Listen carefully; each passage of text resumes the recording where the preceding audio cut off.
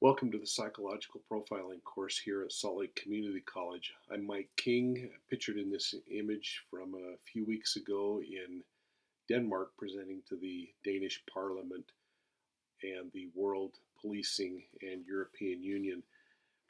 I am a retired law enforcement officer and currently consult for a company called Environmental Systems Research Institute in the Los Angeles area and manage our global law enforcement market. I have been teaching at Salt Lake Community College for more than 15 years and look forward to the chance to try something new. Small video vignettes to begin each module. With that, let's begin. Today's law enforcement officers can no longer rely on those traditional forms of evidence that we have historically relied on. The traditional forms of evidence are forensic evidence, something made extremely popular by television shows like CSI. Sadly, law enforcement is often questioned as to why they can't solve a criminal case in less than an hour like they do on television. Forensics, a very important traditional form of evidence. Another extremely important form of evidence is eyewitness accounts. Now, eyewitness accounts can be clouded by our past behaviors, our prejudices, things like lighting.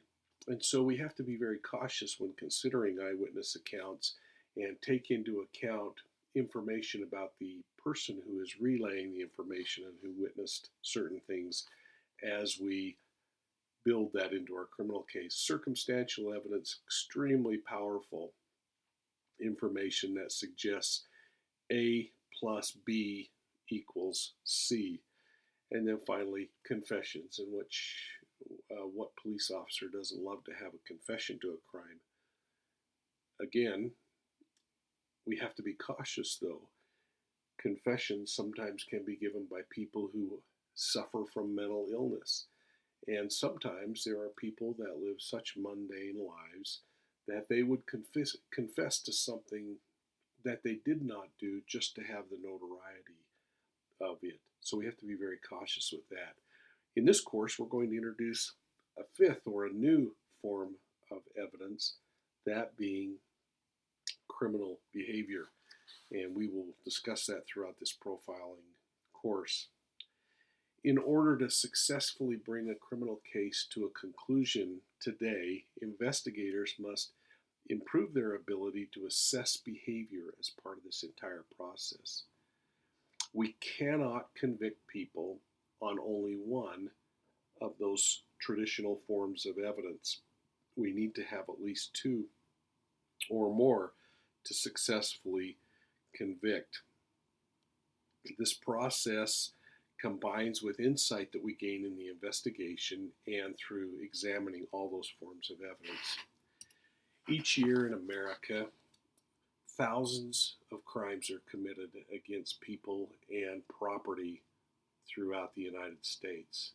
These crimes often include bizarre verbal, nonverbal, or sexual overtones.